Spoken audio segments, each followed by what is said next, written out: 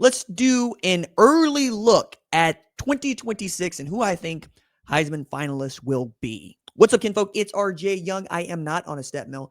If this is your first time watching Adapt and Respond, thank you for joining us here. We talk college football year round. If you're into that, hit that subscribe button. Like this video. Answer the question in the comments below. Who do you think will win the 2026 Heisman Memorial Trophy? Lot of things to address here, as we're doing this immediately after the 2025 Heisman has been awarded, and that I think there's no better time to do that.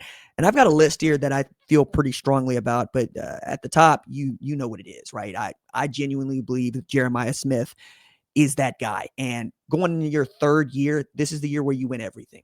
Biletnikoff Award, the Maxwell Award, the Walter Camp Award, every conceivable award that Jeremiah Smith could be eligible to win, I think he should win. And on top of that list is the Heisman Trophy, as he's been the best player in the sport for the last 2 years.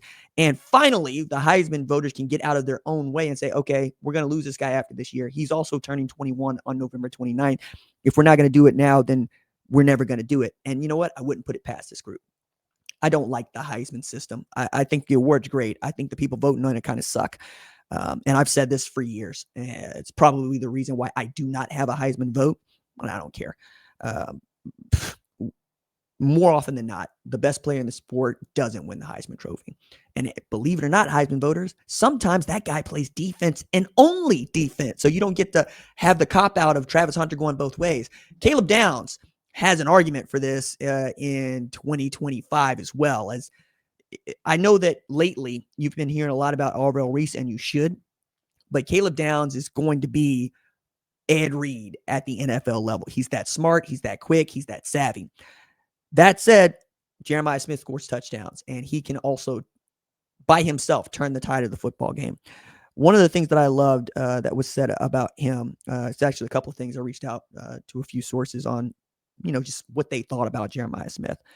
And there were a couple things that came up. The first one, actually, let's start with what Curt Cignetti had to say about Jeremiah Smith lead up to the Big Ten championship. He said, "You cover him as well as you can and hope the ball is not well placed." Well, it was, because Julian Sayin set the single season passing record for percentage.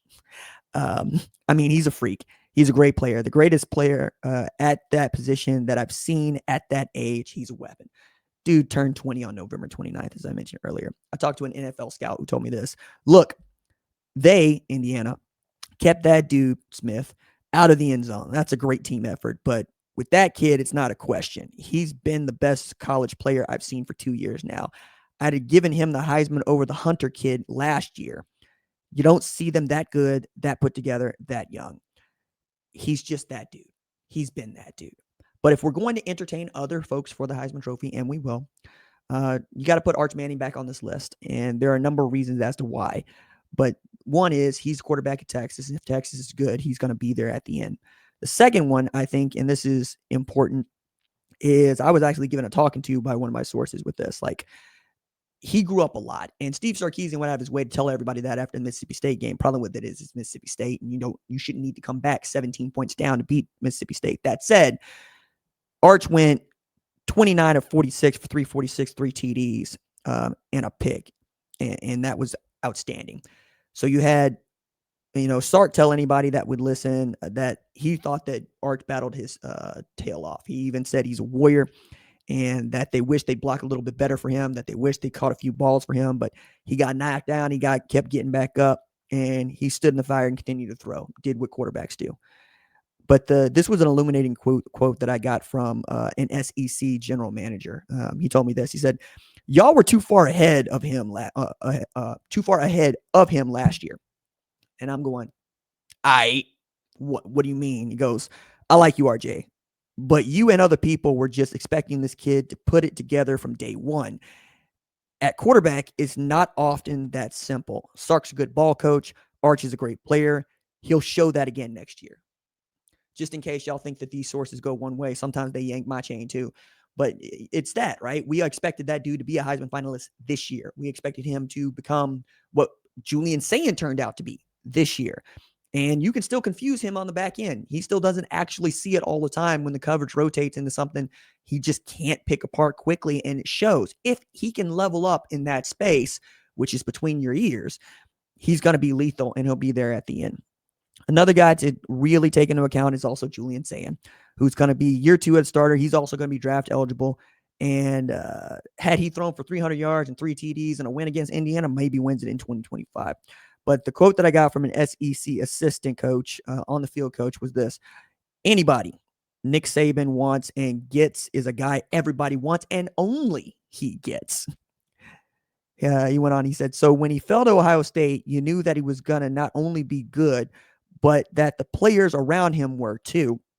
I don't know if he's going to be as good as he was last year without the Tate kid, Carnell Tate, but he's not likely. But it's not likely that it's not like they don't have receivers. Sorry, I butchered the last part of that. But the point is there, right? Julian Sayin will be there at the end too if Ohio State goes 12-0. And it looks more and more like they're going to be able to beat Michigan, because I don't know if you've been paying attention, but Michigan got its own problems right now.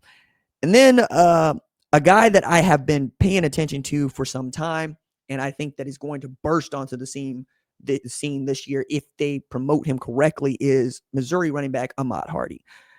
For 2 years, Hardy has been one of the 3 best tailbacks in the sport. I mean, period. At Louisiana Monroe, he went for over 1,300 yards, true freshman tailback. At Missouri, sharing the rock, by the way, he went for over 1,500 yards in big boy SEC football. That's back-to-back years with over 1,300 yards and averaging better than 6 yards per carry. He's also got the only 300-yard rushing performance by a tailback in FBS this year, and he has never fumbled the football. And you know how much I love a running back that don't put the football on the ground. You know how much I hate a running back that puts the ball on the ground. Do not fumble my football.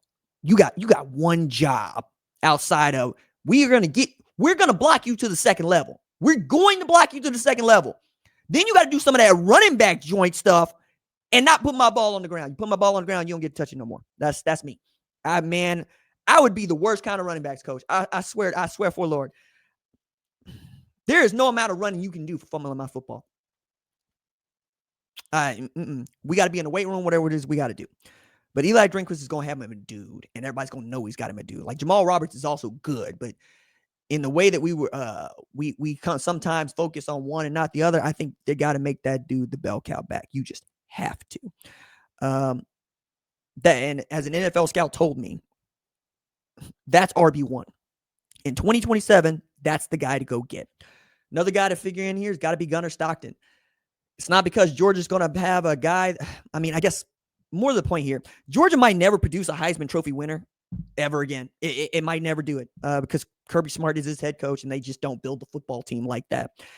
Then again, Georgia hadn't had a 1,000-yard rusher since 2019, hasn't had a 1,000-yard receiver since 2004, and only had 1,000-yard receiver in its entire school history. It just ain't what they do over there. But because the Heisman can't help it, and UGA is always going to be one of the 5 best teams in the sport, you feel like you got to put him in there somehow, which means that probably going to show up as a finalist. He did show up in the top 10 voting this year. And if Georgia goes and wins the SEC championship game again next year and goes 13-0, it's going to be him there at the end. Now, my favorite part about the 2026 stuff, and I should make this, and I probably should have led with this point, is that there will be people that enter the field that nobody has any idea about.